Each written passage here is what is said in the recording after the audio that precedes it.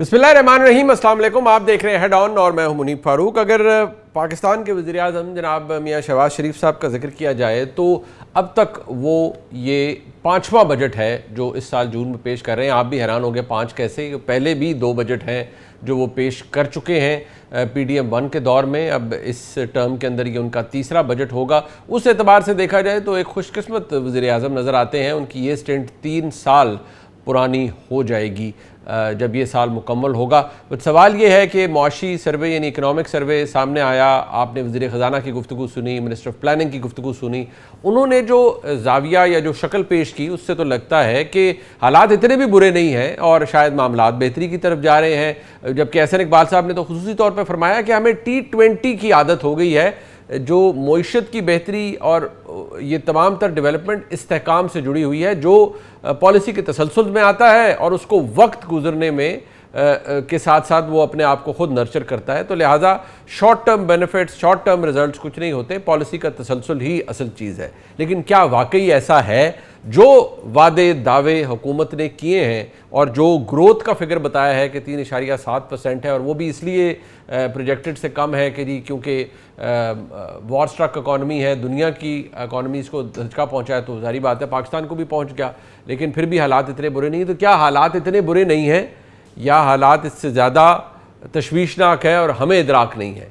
क्योंकि अक्सर और बेशतर जो पाकिस्तानी हैं वो इस वक्त एक बड़ी तादाद, आप जैसे अंग्रेज़ी में कहते हैं फैट लॉट, वो जो सतह गुर्बत है उससे नीचे रह रहे हैं और उसमें रिकॉर्ड हाई नंबर्स हैं। और अभी मेरे ख्याल में इस साल के शुरू में ये बताया गया था कि वो रिकॉर्ड हाई नंबर पर पहुंच चुका है। तो क्या विद दैट हैपनिंग गवर्नमेंट कहने पे जस्टिफाइड है कि जी हमारी मुल्क में जो तरक्की है, मौशी तरक्की, वो एक स्टेबिलिटी की तरफ जा रही है, हम we are out of the woods? ये तमाम बातें हम इस पर बात करेंगे। हमारे साथ मौजूद हैं जनाब मिफ्ता इस्माइल साहब, जो कि साबिक वज़ीर ख़जाना है। मैं उनसे पर्सनली बहुत कुछ सीखता हूँ। ज़ाहिर बात है हमारी मईशत पर ज़रा हाथ तंग है और मिफ्ता साहब जरा आसान तरीक़ों से भी बताते हैं। मिफ्ता इस्माइल साहब, बहुत शुक्रिया आपका। सबसे पहले तो एक जनरल सी बात आपसे पूछना चाह रहा हूँ। 5वां बजट, इस टर्म का तीसरा बजट, अगर आप कारकर्दगी देखें तो पहले तो क्योंकि आप भी उस हुकूमत के साथ रहे, जो मिनिस्टर ऑफ फाइनेंस, वो PDM 1 का दौर हमें लगता है वो बड़ा प्रॉब्लमेटिक था, नोज डाइव पे था, you had to deal with, वो फायर फाइटिंग बहुत करनी थी। बट आज हम जहाँ खड़े हैं, मैंने आपको कहीं कहते सुना कि हमारी पता नहीं 53 साल की बदतरीन कारकर्दगी है ये जो सामने आई है मौशी तौर पर। जी, 1953 से, 1953 से, ठीक सर। मुनीब भाई देखें, 2023-24 जो शहबाज साहब का पहला पूरा साल था, उसमें माशी तरक्की जो फीकस हुई है, अगर 2.5% हमारी आबादी बढ़ रही है और 0.2% से हमारी GDP कम हुई, तो पर कैपिटा GDP जो थी वो 0.27% से नेगेटिव हो, यानी कि 0.2.7% से कम हो गई। अगले साल जो है वो 0.1% से कम हुई। उसके बाद वाले साल यानी कि पिछले साल 0.5% से कम बढ़ी और इस साल 1.2% से बढ़ी। तो 4 साल बाद जो पाकिस्तानी 100 रुपये कमा रहा था 2022 में, वो आज 98 रुपये 76 पैसे कमा रहा है। ये याद रखें, 100 रुपये कमाने वाला आज।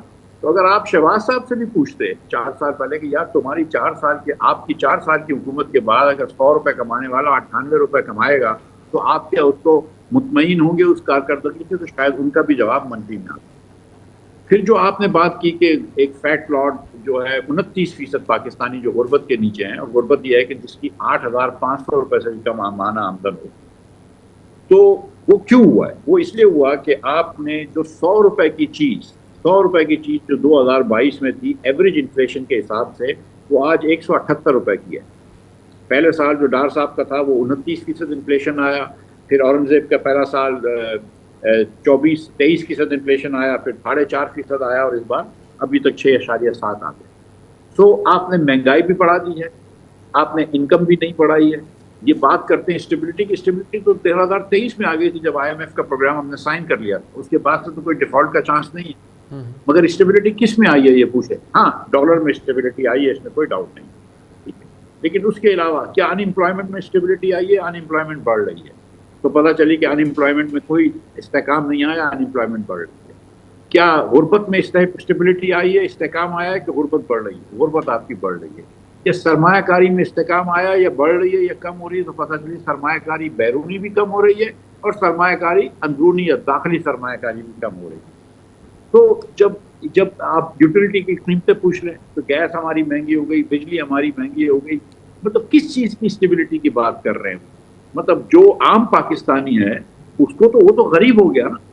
2000 یہ حکومت کے شماریات ہیں کہ 2018 کے مقابلے میں 2024-25 میں ایوریج ہاؤس ہولڈ انکم کم تھی، 2014 کے مقابلے میں بھی ایوریج ہاؤس ہولڈ انکم کم تھی۔ آپ نے 6,700 ارب روپے ٹیکس جمع کرا ہے 22-23 میں، اور آج اس سال جو ہے وہ آپ 15,000 ارب کریں گے تو آپ 2.25 گنا ٹیکس جمع کر رہے ہیں۔ آپ کے اخراجات اسی اسپیڈ سے بڑھ رہے ہیں، تو وہ پیسے کون دے رہا ہے؟ لوگ دے رہے ہیں، کیونکہ آپ ڈیفیسٹ بتا رہا ہے میں کہتا ہے کم کروں۔ تو آپ نے لوگوں کو تو سیریسلی جھنجھوڑ کے رکھ دیا۔ یہ بات تو میرے خیال سے یہ بات تو ماننے کی ہے نا کہ جو اسٹیبلٹی آپ بات کرتے ہیں کہ امپورٹ کم ہو گیا، وہ امپورٹ اس لیے کم ہو گیا آپ نے لوگوں کی جیب سے پیسے نکال دیے۔ نہیں اچھا، مجھے اب ایک صرف یہ بھی بتا دیجئے کہ جو یہ ایک عام ہم بلیم گیم ہوتی ہے نا، دیکھیں جب مجھے یاد ہے جب آپ فائنانس منسٹر بنے تھے، even you know very little things, آپ بڑا پریشر تھا آپ کو، جب آپ آئے آپ کو یاد ہو کہ سب سے بڑا کرائسس تھا کہ پیٹرول کی اور یہ پرائسز اوپر لے کے جانی ہے یا نہیں لے کے جانی۔ آئی کوڈ ریکال کہ میں آپ سے بلکہ پوچھتا بھی رہتا تھا بھی آپ کر کیا رہے ہیں، ہو کیا رہا ہے، سو یو وڈ ٹیل کہ کتنا پریشر ہے اور کس کس چیز کو کیٹر کرنا ہے۔ بٹ مجھے صرف یہ بتائیں کہ کیا آپ اسے جو بھی کارکردگی ہے یہ انکمپیٹنس ہے، اپنے خرچوں پرائرٹائز نہیں کیا ہوا، کوئی ڈائریکشن نہیں ہے؟ Because what we see here is, جو سیلنگ پوائنٹ بھی حکومت نے اپنے لیے ہے بنایا ہوا کہ جی ہمارے میکرو اکنامک فگر نے بڑی بہتری کی تھی، یہ تو اب آ کر ہمیں جب یہ وار سٹرک اکانومی دنیا کی ہو گئی ہے تو ہمیں بھی مار پڑ گئی ہے۔ دیکھیے وار سٹرک اکانومی سے انفلیشن بڑھ گیا، اس میں کوئی دو رائے نہیں ہے۔ حکومت 6-6.5%، 7% کا انفلیشن کر رہی تھی، 8 کا ایکسپیکٹڈ تھا تو 11 ہو گیا، تو اس پہ تو بالکل، اور اس کا جو نقصان ہے وہ تو خمیازہ ہے وہ جو عوام بھگت رہی ہے۔ لیکن باقی تو دبئی میں کچھ جو مسائل ہو گئے اس کی وجہ سے ہماری تو ریمیٹنس بڑھ گئی ہے، تو اور امپورٹس ایکسپورٹس تو وار کی اکانومی سے پہلے ایکسپورٹ کم ہو رہے تھے، ایکسپورٹ تو اس سال 8% کم ہوئی ہے، اور یہ تو عموماً مسلم لیگ کی حکومت میں ایکسپورٹس کم ہوتے رہتے ہیں، تو ایکسپورٹس تو کم ہوئے ہیں، export as a percentage of GDP تو ہم 2013 سے کم کر رہے ہیں۔ تو یس وار نے افیکٹ کیا ہے، لیکن جس طرح وار نے افیکٹ کیا تھا اور پیٹرول کی قیمت بڑھنی تھی، لیکن آپ نے ساتھ ساتھ ریفائنریز کو زیادہ منافع دے دیا، آپ نے آئل مارکیٹنگ کمپنیز کو زیادہ منافع دے دیا، آپ نے پیٹرول پہ لیوی زیادہ بڑھا دی، تو آپ نے یہ موقع سے فائدہ اٹھایا ہے، تو اسی طرح آپ اس کو بلیم کر رہے ہیں۔ لیکن کیا پیٹرول یہ کرائسس ہونے سے پہلے پچھلے 3 سال کی کارکردگی کیا اطمینان بخش تھی؟ اور سوال یہ ہے نا کہ حکومت نے یہ بات صحیح ہے کہ حکومت مشکلات میں آئی ہے، یہ بات صحیح ہے کہ ہم غریب ملک ہیں، اور یہ بات بھی صحیح ہے کہ کوئی 2 دن میں کوئی چیز کا فکس نہیں ہے، لیکن ہم ایک سمت تو دیکھ سکتے ہیں نا کہ ہم سیدھی سمت میں جا رہے ہیں۔ آج اس سال کیوں غربت بڑھی ہے؟ مجھے بتائیں کیا وجہ ہے اس سال غربت بڑھنے کی؟ کیا وجہ ہے؟ ڈالر بھی آپ کا سیم ہے، ہر جگہ سیم ہے، آپ کی غربت کیوں بڑھ گئی؟ پچھلے سال غربت کیوں بڑھ گئی؟ 2 سال سے آپ یہ کیوں ایسا کہ 20 سال میں ہائیسٹ ان امپلائمنٹ ہے؟ اس کی کیا وجہ ہے؟ آپ یہ سوچیں نا کہ جب آپ 7,000 ارب روپے سے کم 6,700 ارب روپے ٹیکس لے رہے تھے 22 میں، اور اب آپ 15,000 ارب روپے ٹیکس لے رہے ہیں، تو کسی کی جیب سے تو پیسہ گیا ہے نا۔ جس کی جیب سے پیسہ گیا ہے اس کو آپ نے غریب کر دیا ہے، اور وہ جب غریب ہوا ہے، یہاں پہ نوکریاں نہیں بن رہی، سرمایہ کاری نہیں ہو رہی، صنعت کاری نہیں ہو رہی، تو پھر کسی نہ کسی کو خمیازہ تو بھگتنا پڑے گا۔ میرا جو مقدمہ ہے حکومت کے خلاف وہ یہ ہے کہ ان کے یہ نہیں ہے، میں نہیں سمجھتا کہ بہت کمپیٹنٹ ہے، لیکن چلو ٹھیک ہے اس کو چھوڑ دو، میں خدا نہ خاصہ کوئی چوری ووری کا الزام بھی نہیں لگاتا۔ میں تو یہ کہہ رہا ہوں کہ یار ایک ویژن ہونا چاہیے۔ آپ دیکھیں کہ پاکستان ایک ڈاؤن ورڈ سلائڈ پہ ہے، پاکستان نیچے جا رہا ہے، اور جتنا وقت نکل رہا ہے اتنا ہماری اور ہمارے ہم پلہ ممالوں کی ڈسپیرٹی بڑھ رہی ہے۔ تو اب آپ کو سیم چیز تو نہیں کرنی چاہیے نا، آپ وہی کر رہے ہیں، ٹنکرنگ کر رہے ہیں، آپٹکس کر رہے ہیں، دکھاوے کی بات ہے کہ ہم نے آسٹیرٹی کری، ہم نے دل پہ پتھر رکھا۔ بھائی آپ نے دل پہ پتھر رکھ کے 40 روپے 50 روپے جو ہے وہ لیوی بڑھا دی پیٹرول کے کرائسس کے دوران، تو کیا دل پہ پتھر رکھ لیا آپ نے؟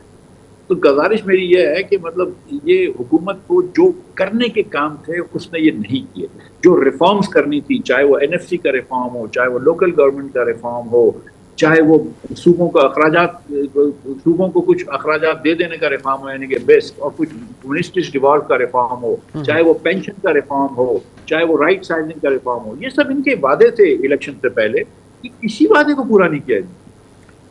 بٹ یہ جب ہم ریفارمز کے نہ ہونے کی بات کرتے ہیں تو یہ it is one of the factor جس کی وجہ سے ہماری ڈائریکشن درست نہیں ہو رہی, یا یہ ایک بہت میجر فیکٹر ہے آپ کے نزدیک جس کی وجہ سے ہمارے حالات یہ ہیں؟ میرے خیال سے سب سے بڑا فیکٹر یہ ہے. میرے خیال سے اگر آپ NFC ٹھیک نہیں کرتے اور پرسنٹیج صوبوں کی کم نہیں کرتے تو ایک مرتبہ پیسے لینے سے فرق نہیں پڑتا ہے. آپ نے جب تک پرسنٹیج چینج نہیں کرتے, بیکاز مسئلہ یہ ہے منیب بھائی کہ اگر آپ کا 10,000 ارب روپے کا ڈیفیسٹ ہے تو آپ کو 10,000 ٹیکس نہیں لینا, آپ کو 15 آپ کو پہلے صوبے کو دینے پڑتے ہیں. تو جب تک آپ اس چیز کو چینج نہیں کرتے, جب تک آپ لوکل گورنمنٹ نہیں کرتے, بچے تعلیم حاصل نہیں کر سکتے. اگر آپ واؤچر سسٹم نہیں تعلیم میں لائیں گے تو بچوں کی اچھی تعلیم نہیں ہوگی. جب تک آپ حکومت کے وفاق کے پرائیویٹائزیشن کچھ بھی نہیں کی, ایک PIA آپ کو پتا ہے کہ زبردستی کروانی پڑی, اس کو بھی آج تک PIA کو مکمل نہیں کر سکے. پہلی جب اپریل کو میرے خیال سے 30 اپریل کی تاریخ تھی کہ آپ اس کی کنڈیشن پریسیڈنٹ میٹ کر لیں, ایک قانون بنانا تھا, وہ ابھی تک نہیں بنا سکے لوگ, کیونکہ ان کو مطلب کسی چیز کی وہی نہیں ہے اجلت. ان کو یہ سمجھ نہیں آ رہا کہ موقع کا کیا حال ہے. میں آپ کو سچ بتاؤں کہ یہ ہمارے دوست ہیں, ہمارے بھائی ہیں وزراء سارے, یہ ان کو پتہ نہیں ہے کہ پاکستانی اس وقت ان کے بارے میں کیا سوچ رہا ہے. ان کو پتہ نہیں ہے کہ پاکستانی کس کرب و تکلیف سے ہے. ان کی تو 900% تک تنخواہیں پنجاب کے لیجسلیٹرز کی بن گئی, ان کی 300% تنخواہیں بڑھ گئی, سینٹ کے اور چیئرمین اور اسپیکروں کی تنخواہیں بھی پتہ نہیں 500-500% بڑھ گئی. مجھے تو نہیں لگتا کہ کسی اور آدمی کی تنخواہ بڑھ گئی ہو. آپ تو ان کی تنخواہ میں سے 40% دے جاتے ہیں ٹیکس. اچھا, ٹورڈز دی اینڈ ایک کیونکہ آپ سیاسی حکومتوں کا حصہ رہے ہیں نا, آپ کو اس کا احساس بھی ہے, کیا آپ کو لگتا ہے کہ یہ اس وجہ سے نہیں فرق پڑ رہا؟ کیونکہ باتیں کی جاتی ہیں نا آپ کے لیے ٹائم بس ان کے پاس تھوڑا ہے, اور اگر نہیں کریں گے تو پھر آبویسلی اس بجٹ کے بعد مسائل ہوں گے, یا اس حکومت کو کیونکہ یہ بہت مضبوط حکومت ہے ان سو مینی ویز, تو لہٰذا ان کو فرق نہیں پڑ رہا حکومت کو کہ جو ریفارمز لانے ہیں وہ ٹائملی نہیں بھی ہوں گے, لیٹ ہو جائیں گے, یا کوئی ڈائریکشن نہیں بھی درست, تو فرق نہیں پڑے گا, گورنمنٹ رہے گی جیسے چل رہی ہے. میرے خیال سے ان کو ایک تو یہ سوچ ہے کہ نہ صرف فرق نہیں پڑے گا لیکن اگلا الیکشن بھی ہم کچھ نہ کچھ کر کے جیت جائیں گے جیسے پیچھا جیتے تھے. ایز لانگ ایز ہم ہمارا جو ہیڈ ہے وہ ادارے کے ہیڈ سے صحیح ایک تعلقات رکھتا ہے تو کوئی مسئلہ نہیں ہوتا. ان کو یہ بالکل اس سے نکل گئے کہ کوئی ہماری پرفارمنس ہونی چاہیے یا کوئی ہماری وہ ہونی چاہیے. پنجاب گورنمنٹ نے پھر بھی کوشش کرتی ہے پرفارمنس کرنے کی, سندھ گورنمنٹ بالکل کوشش نہیں کرتی ہے. وفاق میں آپ دیکھیں نا, آپ اگر آپ کا ویژن صحیح ہوتا, آپ کے پاس تھیوری ہوتی کہ پاکستان نیچے جا رہا ہے, ہم کو چینج کرنا ہے, تو آپ کے پاس اتنی سپورٹ ہے, مطلب 1 پیج پلس ہو گئے ہیں ہم, تو آپ جا کے 1 پیج والوں سے بولتے ہیں نا کہ بھائی یہ 2-4 ریفارم ہم نے کرنے ہیں, یہ کرواؤ. جب آپ 36ویں اور 27ویں ترمیم کر سکتے ہیں تو 28ویں 29ویں کر سکتے تھے. وہ اپنی آسانی کے لیے کر لیے کہ مسلم لیگ کو سیٹیں مل جائیں اور ہماری کورٹ ہمارے ماتحت ہو جائے, تو آپ لوگوں کی آسانی کے لیے بھی کچھ کر لیتے.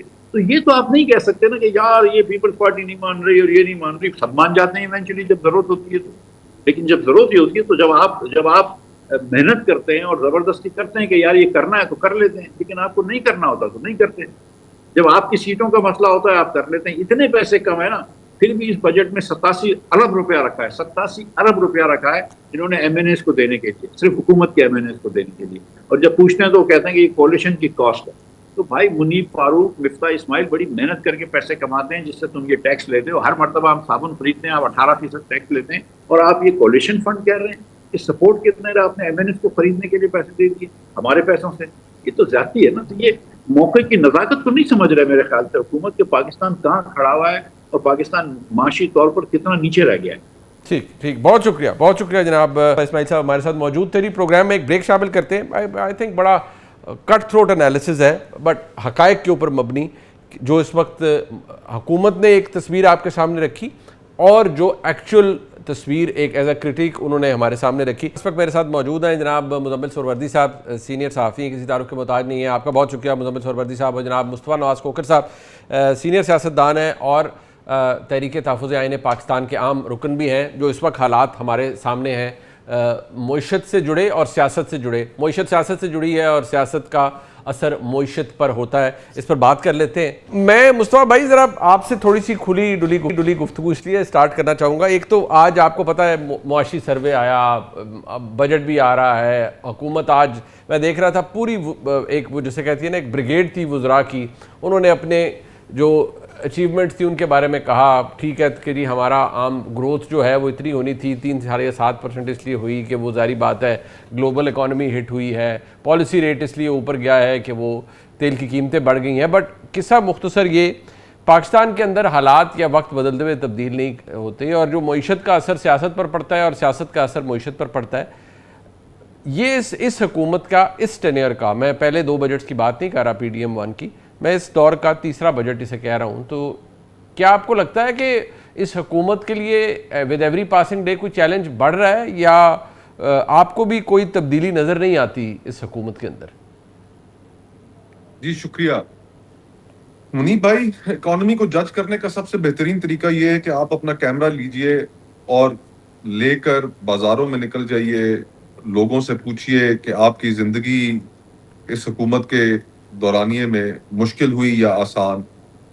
اور میں یہ بات یقین سے کہہ سکتا ہوں کہ جب آپ لوگوں کے شارٹس لیں گے، اگر آپ 100 لوگوں کے شارٹس ریکارڈ کریں گے تو اس میں سے شاید 1-2 ہی آپ ٹی وی کے اوپر چلا سکیں گے، باقی آپ نہیں چلا سکیں گے، کیونکہ لوگ اس کے اندر اتنا اپنا غم و غصے کا اظہار کریں گے جو ٹی وی کے اوپر چلانے کے قابل نہیں ہوگا.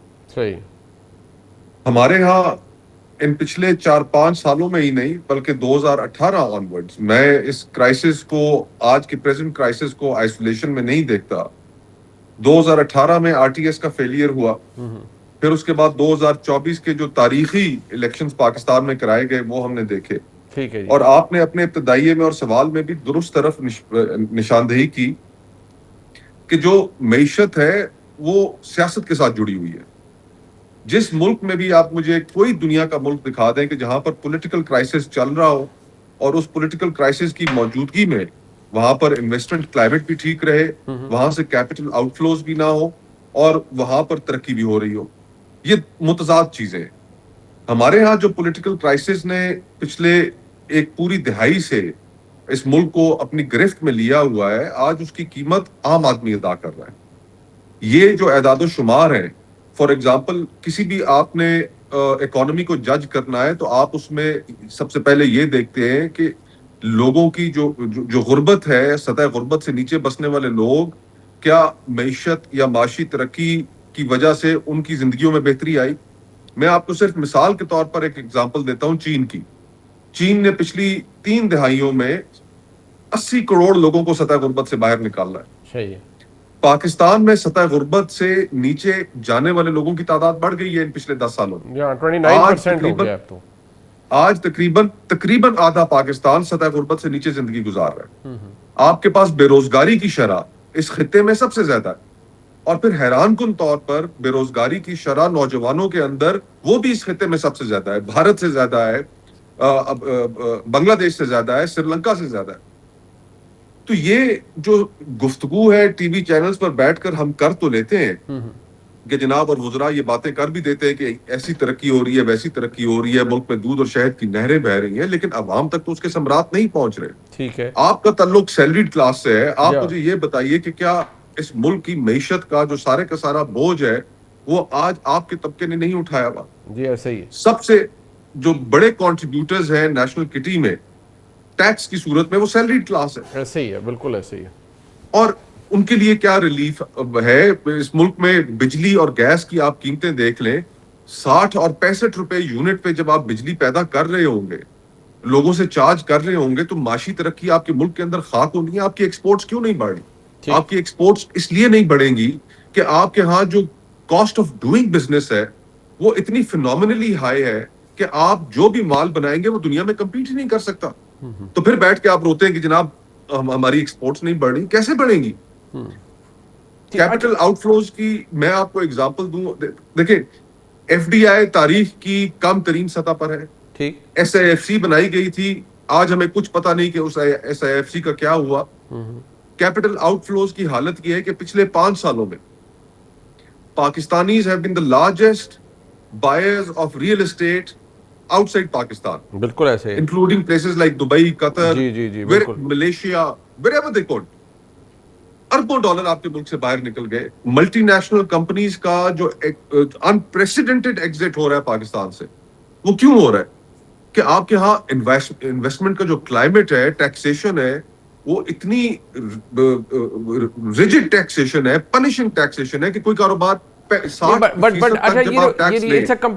کمپلیٹ. یہ جو ایک آپ نے بتایا یہ ایک انالیسز ہے یا آبزرویشن ہے، بحیثیت سے ایک سیاستدان بھی، بحیثیت ایک obviously you also do business, but issue یہاں پر یہ ہے جو مصطفیٰ صاحب آپ نے بھی پوائنٹ آؤٹ کیا, if I take it a little forward, Muzammil صاحب بردی صاحب, ایک بات ہے اب یہ چیز بڑھ گئی ہے, جو ابھی دیکھیے جو بات مصطفیٰ نواز کھوکھر صاحب نے کہی ہے وہ ہم سے کوئی ڈھکی چھپی نہیں ہے, وہ عام حالات لوگوں کے اندر نظر آ رہے ہیں. کیا اس بات کے اب اشارے کناروں میں کہا بھی جاتا ہے کہ جی حکومت تیسرے سال میں ہے, یا اپنے وہ کہتے ہیں نا پٹ یور ایکٹ ٹوگیدر, اپنی چیزیں کو درست کریں, put your house in order, یا پھر آپ کو مسائل آپ کے لیے بڑھ جائیں گے یا آپ کو گھر جانا پڑے گا. یہ کنسیڈرنگ جو اس وقت حالات ہیں, آپ کی کیا اسیسمنٹ ہے کہ یا یہ حکومت اتنی مضبوط ہے کہ اس کو فرق نہیں پڑتا کہ لوگوں کے ذہنوں میں کیا ہے, کیونکہ عوام تک تو ڈیویڈنڈ نہیں پہنچا. یہ ضرور ہے کہ ٹریکل ڈاؤن ایفیکٹ نہیں ہے, لیکن یہ ضرور نہیں ہے کہ اکانومی بہتر نہیں ہوئی. These are two different things. مثلا آپ یہ بتائیں کہ پاکستان کا جو بجٹ, بیسک چیز ہے بجٹ خسارہ, آج سے 5 سال پہلے 7 سال پہلے پاکستان کا بجٹ خسارہ کتنے فیصد تھا؟ 9.3%. آج بجٹ خسارہ 3.6% ہے. تو یہ حکومت بتدریجی 4 سالوں میں بجٹ کے خسارے کو آدھے سے بھی کم پہ لے آئی ہے. کیا یہ اچیومنٹ نہیں ہے کہ آپ اپنا بجٹ خسارہ مسلسل کم کر رہے ہیں؟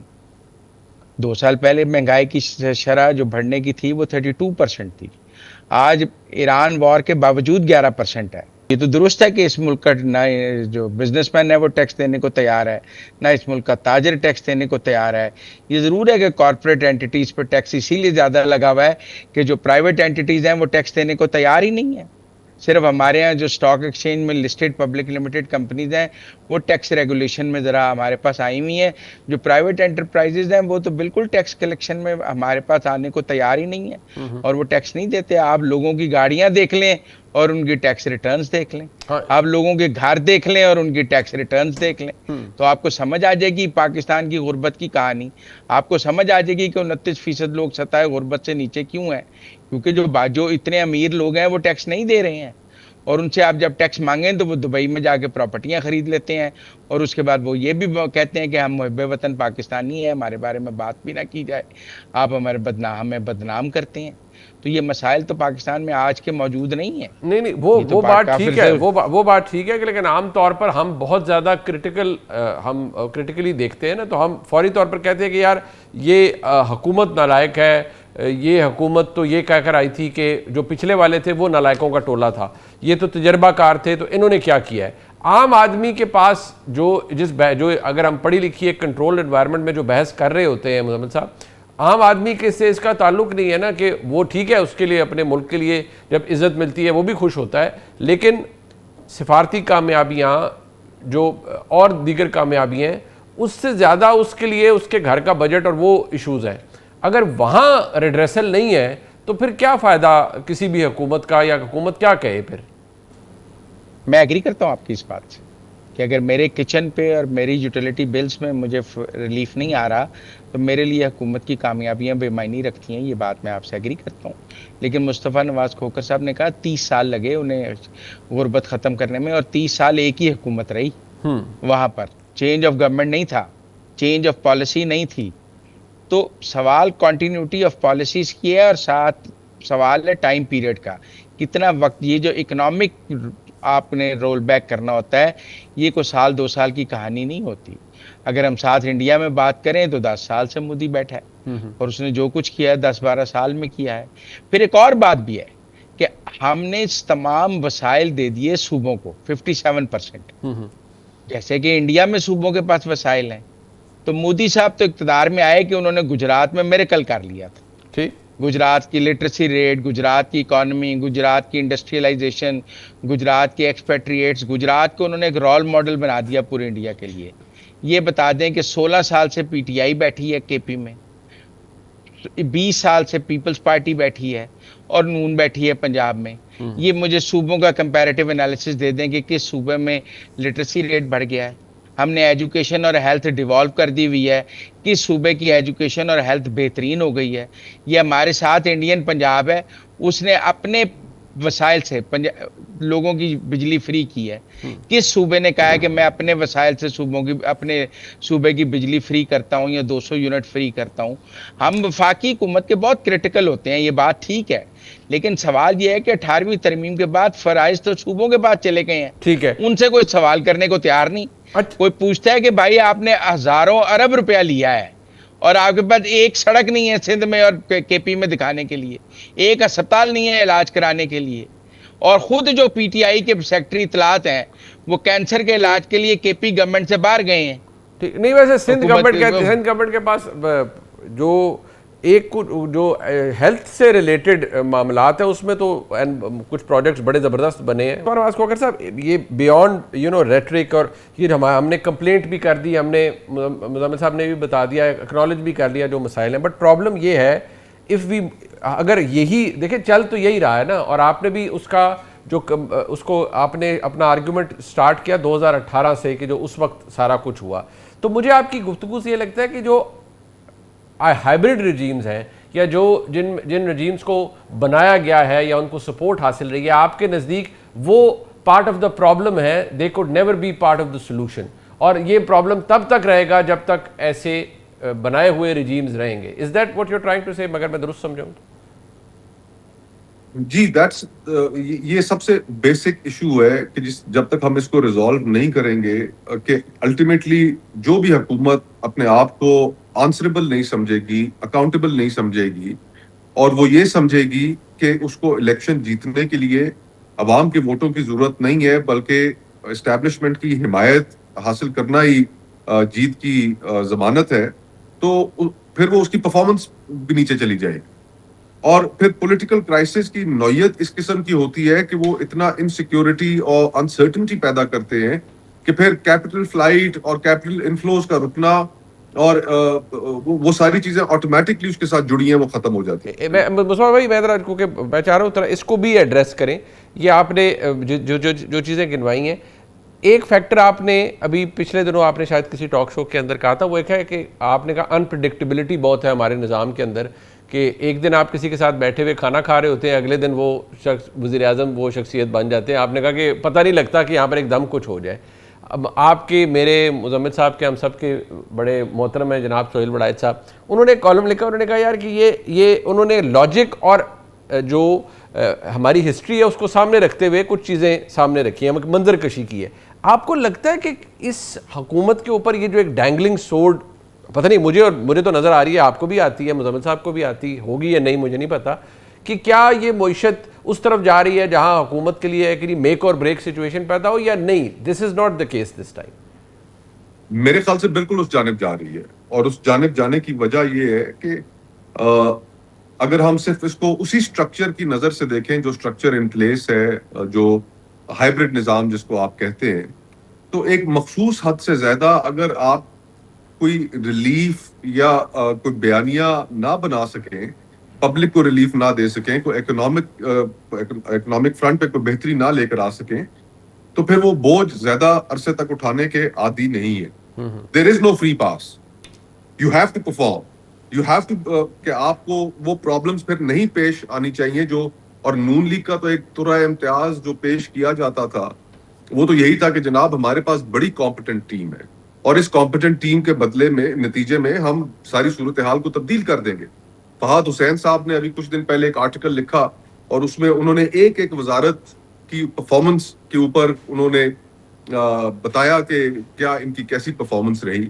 تو یہ جو ہماری پیکیولر پولیٹیکل سرکمسٹانسز ہیں کہ جس کے اندر ایک پاپولر پارٹی کا سربراہ جیل کے اندر پڑا ہوا ہے، اس کے مقابلے میں ایک جو پولیٹیشینز بٹھائے گئے، نہ وہ کوئی پولیٹیکل بیانیاں بنا سکے، نہ وہ اکنامک فرنٹ پہ کوئی کامیابی دکھا سکے، اور جو غم و غصے کی جو اظہار ہے، اس غم و غصے کے اظہار میں اسٹیبلشمنٹ یہ بہت زیادہ عرصے تک نہیں اٹھائے گی۔ اس ڈائمینشن پہ بھی غور کرنا چاہیے کہ اس وقت مسلم لیگ نون کے اندر بھی یہ ایک بہت بڑی گفتگو ہو رہی ہے کہ ہمیں وفاقی حکومت کی ضرورت کیا ہے۔